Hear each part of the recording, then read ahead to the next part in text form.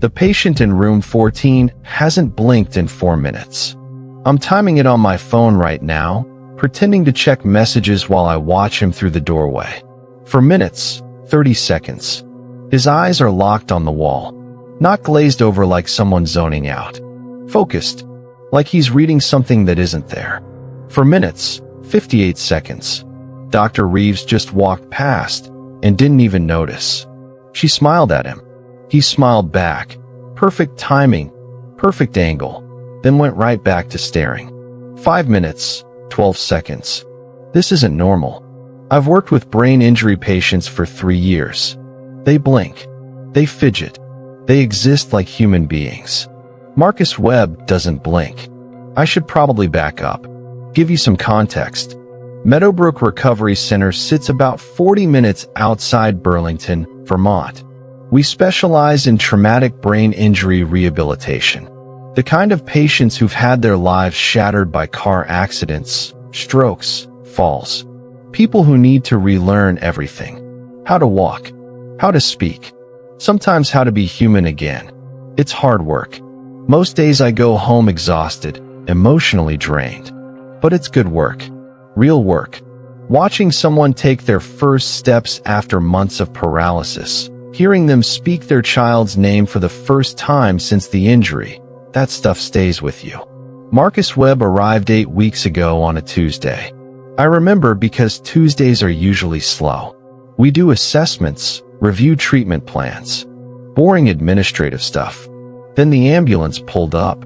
I was in the parking lot, taking my lunch break in my car like I always do. I watched them wheel him in. He was awake, alert, sitting upright on the gurney. That was the first strange thing. His chart said he'd been in a coma for 2 weeks following a catastrophic car accident. Semi-truck T-boned him and his wife on Route 7. She died on impact. He shouldn't have survived. And if he did survive, he sure as hell shouldn't have been sitting up and looking around like he was on a casual hospital tour. I found out later his scans showed massive damage. Frontal lobe, motor cortex, language centers. The kind of damage that leaves people as vegetables. The kind doctors pull families aside and quietly discuss quality of life and realistic expectations. But there he was. Awake. Responsive. A miracle, they said. Dr. Reeves, she's our head of neurology, she was practically giddy. Called him a remarkable case. Started talking about medical journals and conferences. I was assigned as his primary physical therapist 2 days later. Our first session was in the rehab gym. Standard intake assessment. I needed to evaluate his mobility, coordination, strength. See what we were working with. Marcus was already there when I arrived, sitting in a wheelchair even though his chart showed he could walk. Hands folded in his lap, staring straight ahead. "Good morning, Marcus," I said, grabbing my clipboard. "I'm Helena. I'll be working with you on your physical therapy." He turned his head to look at me. Smooth motion. No tremor. No hesitation. "Good morning, Helena. It's nice to meet you." His voice was calm. Even. Pleasant, even. But there was something off about it. Like he was reading from a script. Hitting all the right notes, but with no music behind them. "How are you feeling today?" I asked. "I'm feeling well. Thank you for asking." "Well, not good. Not fine, not okay." "Well, who talks like that?" I walked him through basic exercises. Range of motion. Balance. Coordination tests. He performed them perfectly. Not well. Not good for someone with brain damage. Perfectly. "Have you done physical therapy before?" I asked, watching him execute a single leg balance that most healthy people struggle with. "No. Never? Not even after a different injury?" "No." He wasn't even wobbling. 3 minutes on one leg. Perfect posture. Not a single adjustment. I made him switch legs. Same thing. "Marcus, your charts show significant brain damage. Your cerebellum, that's the part that controls balance and coordination, shows lesions. You shouldn't be able to do this." 3-second pause. I timed it later when I noticed the pattern. "I'm recovering well," he said. There was that word again. Well, I tried more complex movements. Things that require your brain and body to work in sync. Proprioception exercises. Dynamic balance. He did them all. First try. No learning curve. No adjustment period. It was like watching a robot execute a program. When the session ended, I asked him if he had any questions. No, thank you. Any pain? Discomfort? No. Dizziness? Fatigue? No. Okay. Well, I'll see you tomorrow same time. Thank you, Helena. Have a good day. I left the gym feeling unsettled. I couldn't put my finger on why. He was polite, cooperative, showing incredible progress. I should have been thrilled. Instead, I felt like I'd just spent an hour with something wearing a Marcus Webb costume. That night, I pulled his file. Read through everything. Marcus Webb, 34 years old. Software engineer. Married to Sarah Webb, 32, elementary school teacher. No children. No significant medical history. Healthy, active lifestyle. The accident happened at 11:47 p.m. on a Saturday. They were coming home from dinner. Security footage from a gas station showed the semi blow through a red light. Impact speed estimated at 60 miles per hour. Sarah was pronounced dead at the scene. Marcus was extracted from the wreckage with a pulse but unresponsive. Emergency craniotomy to relieve brain swelling. Medically induced coma. The works. Then he woke up. And according to his charts, he woke up fine. Not fine for someone with traumatic brain injury. Just fine. Spoke in complete sentences. Knew his name, the date, where he was. Passed every cognitive test. Could move all his limbs. No deficits. It didn't make sense. I called my friend Jennifer who works nights. She's been at Meadowbrook for 6 years. Seen everything. Jen, have you ever seen a TBI patient wake up with 0 deficits? 0? No. What? This new patient. Marcus Webb. His scans look like a war zone, but he's functioning like nothing happened. Long pause. The miracle patient. Yeah, I've heard about him. Reeves won't shut up about him. Doesn't it seem weird to you? Weird how? I don't know. Just wrong. Another pause. Helena, are you okay? You've been stressed lately. I'm fine. Maybe you should take some time off. You've been pulling doubles. I hadn't been pulling doubles. I'd been working my normal schedule. Jen, I gotta go. Call me if you need anything. She hung up before I could respond. The second session with Marcus was worse. He was sitting in the same wheelchair, same position, hands folded in his lap. When I walked in, he turned his head with that same smooth motion. Good morning, Helena. How are you today? Morning, Marcus. I'm good. How are you feeling? I'm feeling well. Thank you for asking. Word for word the same as yesterday. Same inflection. Same rhythm. Like hitting play on a recording. I decided to test something. Marcus, what did you have for breakfast? 3-second pause. Oatmeal and fruit. What kind of fruit? 3 seconds. Berries. What kind of berries? 5 seconds this time. Mixed berries. He was lying. I could tell. Not because his face showed it. His face showed nothing, but because of the pauses. The longer I pressed for details, the longer the pause. Did you sleep well last night? Yes. Any dreams? 3 seconds. No. You sure? Most people dream, even if they don't remember. 5 seconds. I don't recall any dreams. I moved him through the exercises again. Same perfect performance. Same robotic precision. Halfway through, I asked, Marcus, do you remember your wife? He stopped mid-motion, stood perfectly still for exactly 10 seconds, then continued the exercise.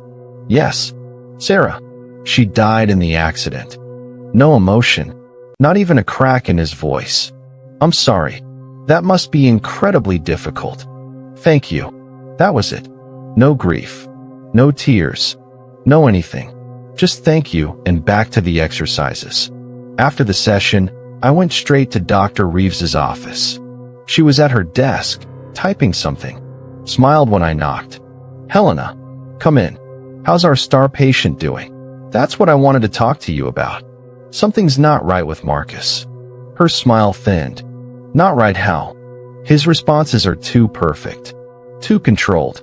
He doesn't show any emotion when talking about his dead wife. He gives the same answers word for word to the same questions. And his physical performance, Dr. Reeves, his scans show damage that should make him unable to walk without assistance. He's doing single-leg balances like an Olympic athlete. She leaned back in her chair. Helena, every patient is different. Some people compartmentalize grief. And neuroplasticity is remarkable. His brain is clearly compensating. For 2 weeks, he woke up from a coma 14 days ago, and he's already functioning at 100%. That's not neuroplasticity. That's impossible.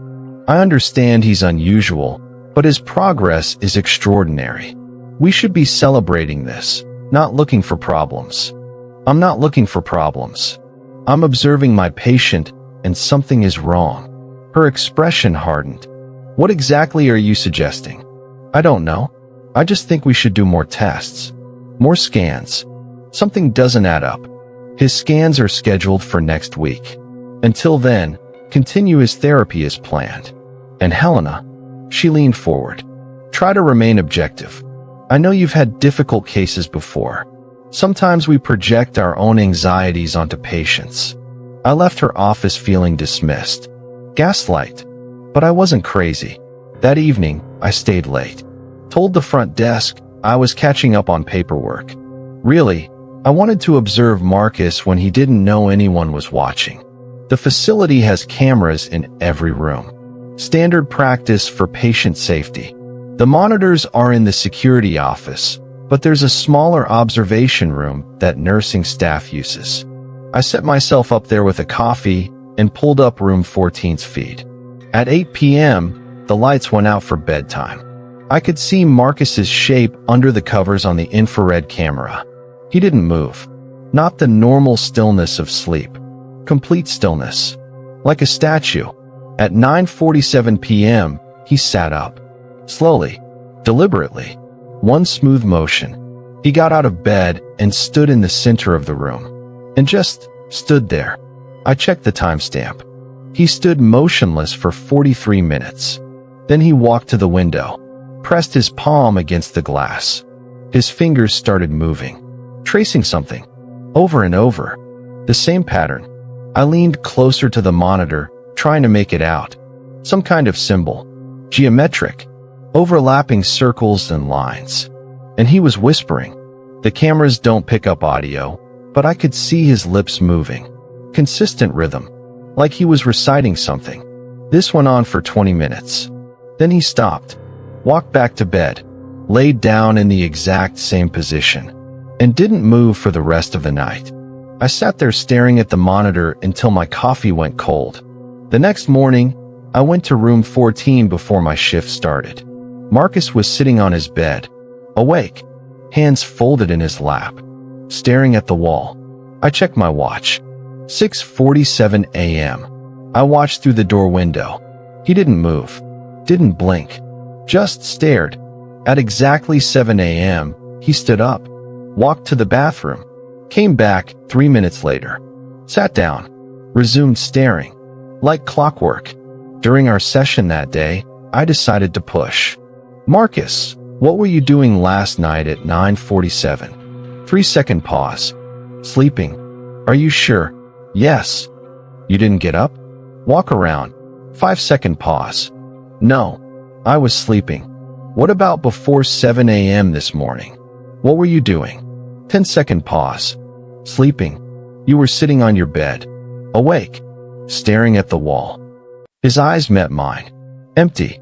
Glassy. I don't understand the question. I saw you, Marcus. You weren't sleeping. 15-second pause. I may have been awake early. I don't recall. You don't recall sitting on your bed staring at a wall for 13 minutes? No. He was lying. But his face showed nothing. No guilt. No nervousness. Nothing. I tried a different approach. Last night you were standing by the window. What were you doing? 20-second pause. The longest yet. I was looking outside. For 20 minutes? Standing in one spot. I enjoy looking outside. What were you drawing on the window? His head tilted. Slightly. Too far. At an angle that made my skin crawl. I don't know what you mean. I pulled out my phone. Showed him the photo I'd taken of the monitor. The image of him tracing the symbol. This. What is this? He looked at the photo for exactly 30 seconds. I don't know. You were drawing it. Over and over. I don't recall doing that. Marcus, are we going to continue therapy? I would like to continue my recovery. I put my phone away. Yeah, let's continue. But I was done pretending everything was normal. After the session, I went back to the observation room. I pulled up the last 2 weeks of footage from room 14. Every single night, the same thing. 9:47 p.m., Marcus sits up, stands in the center of the room for 30 to 45 minutes, walks to the window, traces the symbol, whispers, returns to bed at varying times between 11:30 p.m. and 12:15 a.m. Every single night. I screenshot the symbol from multiple angles. Then I did what any rational person would do. I reverse image searched it. Nothing. I posted it on a few obscure forums asking if anyone recognized it. Within an hour, I got 3 responses telling me to delete the post immediately. One of them sent a private message. Where did you see this? Don't go back there. They're not what they seem. I responded, who's not what they seem? No reply. The account was deleted. I tried the other 2 users. Same thing. Deleted. My post was removed by moderators. I sat in my car in the parking lot, hands shaking. My phone buzzed. Unknown number. I answered. Hello. Static. Then breathing. Then, you're very perceptive, Helena. Marcus's voice. But wrong. Layered. Multiple tones at once. How did you get this number? You should stop asking questions. Who is this? You know who this is. Marcus. That's the name this body had. Yes. I hung up. Blocked the number. It called back immediately. Different number. I didn't answer. It called 17 more times in 3 minutes. Different number each time. I turned my phone off. When I turned it back on an hour later, there was a text from Dr. Reeves. Please come to my office first thing tomorrow. We need to discuss your behavior. I barely slept that night.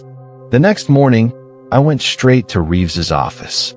She was waiting with Director Patterson, head of the facility. This wasn't good. Helena, sit down, Reeves said. I sat. Patterson folded his hands on the desk. We've received some concerning reports about your interactions with Marcus Webb. Concerning how? You've been questioning him inappropriately, showing him security footage, making accusations. I haven't accused him of anything. I'm observing abnormal behavior and trying to understand. You told him you were watching him at night, Reeves interrupted. That's a serious violation of patient privacy and trust.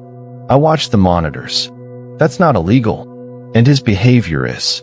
His behavior is that of a recovering TBI patient with some unusual but documented patterns, Patterson said. Your behavior is that of someone who's becoming obsessed. The word hit me like a slap. I'm not obsessed. I'm concerned. You stayed after hours multiple nights to watch him sleep. You've been researching online about him. You've photographed him without consent. The cameras photograph him. Helena. Reeves's voice was softer now, almost gentle. I think you need some time off. You've been under a lot of stress. This facility can be emotionally demanding. I don't need time off. I need you to listen. It's not optional, Patterson said. You're on administrative leave effective immediately. 2 weeks, paid. We'll require a psychiatric evaluation before you return. My mouth went dry. You're suspending me? We're giving you time to rest. For your own well-being. This is insane.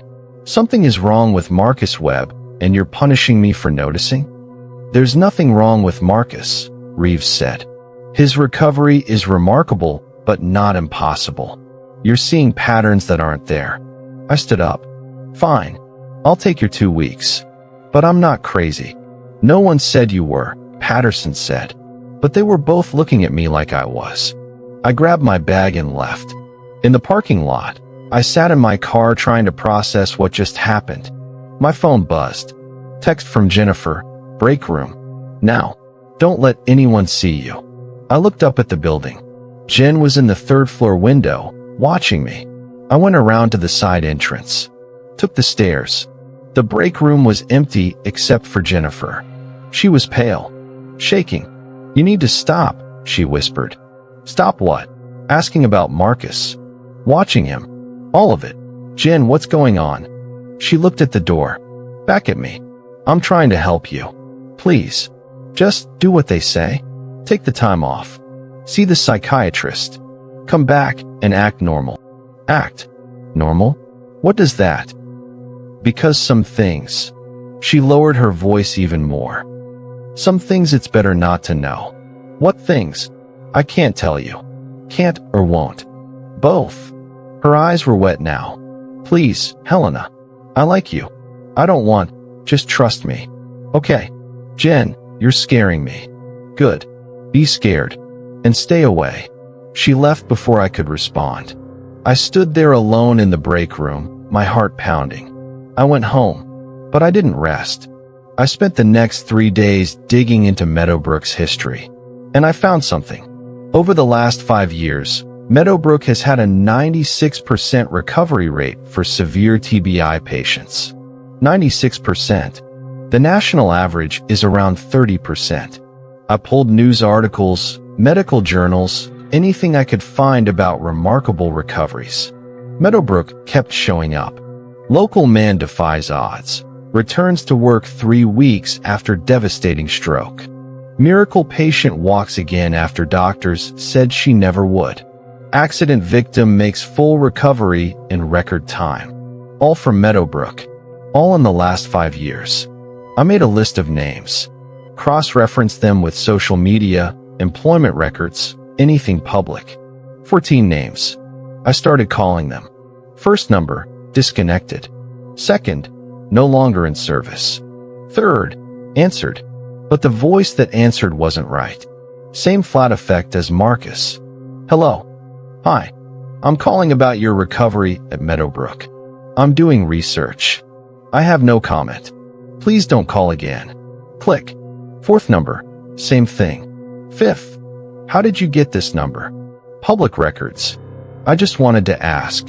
Delete it. Forget you called. This is your only warning. The line went dead. I tried 3 more. 2 disconnected.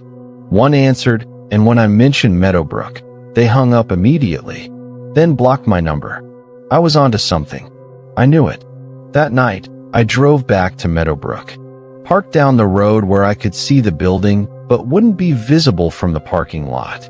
At 9:47 p.m., room 14's curtains were closed, but I could see movement behind them. Shadow against fabric. At 10:02, lights came on in the administrative wing. Reeves's office. At 10:15, a car pulled into the parking lot. Black sedan. Tinted windows. 3 people got out. They were wearing suits. Carrying briefcases. They went inside. At 10:47, Marcus's curtains opened. He was at the window, tracing the symbol.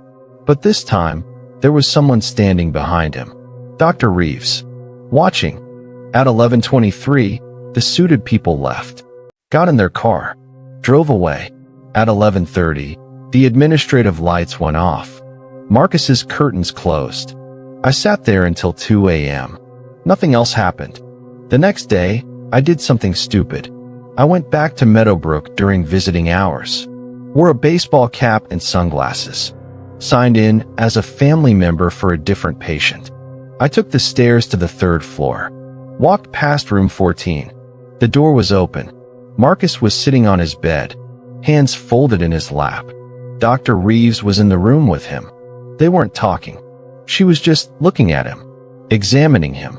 She reached out and tilted his head, checked his eyes with a pen light. He didn't react. Just let her move him like a doll. Then she pulled out her phone, took a photo of him, sent it to someone. Her phone buzzed immediately. She read the response and smiled. Then she saw me. For just a second, our eyes met. Her smile didn't fade, but something changed in her expression. She knew I'd seen. I walked away quickly, took the stairs, left the building. In my car, my hands were shaking so badly I could barely get the key in the ignition. My phone buzzed. "Dr. Reeves, we need to talk." I didn't respond. Another text. "I can explain everything. Come to my office tomorrow, 10 a.m. I blocked her number. An hour later, my doorbell rang. I looked through the peephole. Dr. Reeves was standing on my porch. I didn't answer. She knocked. "Helena, I know you're in there. Please, we really do need to talk." I stayed silent. "I'm not going to hurt you. I want to help you understand. What you saw today, it's not what you think." Still silent. "Fine, but you need to stop digging into this. For your own safety. Some things are bigger than you realize." She left something on my porch and walked back to her car. I waited 10 minutes, then opened the door. It was a manila envelope. Inside was a single sheet of paper, a contract, non-disclosure agreement, and a check for $50,000. The note attached said, "Forget what you've seen. Take the money. Start somewhere new. This is the only offer you'll get." I tore up the check, but I kept the NDA. Evidence. That night, I couldn't sleep. I kept thinking about Marcus, about the others, about what Reeves had said. Some things are bigger than you realize. How big? At midnight, I made a decision. I was going back to Meadowbrook. I was getting into that building, and I was finding out what the hell was really going on. I waited until 2 a.m., drove to the facility, parked a block away. The side entrance has a keypad, but I knew the code. Staff code doesn't get revoked until the official end of your suspension. I slipped inside, took the stairs. The third floor was quiet. Night nurse was probably in the break room. I went to room 14. Marcus was standing at the window, tracing the symbol, whispering. I stood at the door, listening. Integration at 91%. Linguistic patterns stable. Emotional affect improving. Motor control optimal. Ready for phase 3. He wasn't talking to himself. He was reporting. I pushed the door open. He turned to face me. For a moment, we just stared at each other. Then he smiled. That same practice smile. "Hello, Helena. You shouldn't be here." "What are you?" "I'm a patient. I'm recovering from traumatic brain injury." "No, you're not." He tilted his head. Too far again. That inhuman angle. "You're very perceptive. Dr. Reeves said you would be difficult." "What does that mean?" "It means you notice things. Details. Patterns. That's dangerous." "Dangerous to who?" "To us. To the program. To yourself." He took a step toward me. I backed into the hallway. "What program?" "Integration. Optimization. Evolution. Another step." Marcus Webb died in that accident. So did his wife. But his body was intact. Functional. We don't waste resources. We? Who's we? Does it matter? You wouldn't understand even if I explained. Try me. He stopped walking. Studied me. "Your species is inefficient. Emotional. Self-destructive. You waste your potential. We're fixing that." "By doing what?" "Taking over bodies. Integrating. Improving. Marcus Webb 2.0 is better than Marcus Webb 1.0 in every measurable way. Stronger. Faster. Smarter. And soon, he'll be indistinguishable from what he was. Except better." My stomach turned. "How many?" "Here? 17 currently in recovery. 34 in the network. Growing every day." "Jesus Christ. You seem upset." "Why?" "We're helping these people. They were broken. Now they're fixed. They're dead. You're wearing corpses." "Semantics. The bodies live. That's what matters. And the people? Their memories? Their families. We integrate those too. Eventually. It takes time to sort through human experiences. So much clutter. But we're getting better at it. He smiled wider. Too wide. I could see too many teeth. You could help us, you know. You're young. Healthy. Excellent physical condition. Your integration would be very successful. I ran. Down the hallway. Toward the stairs.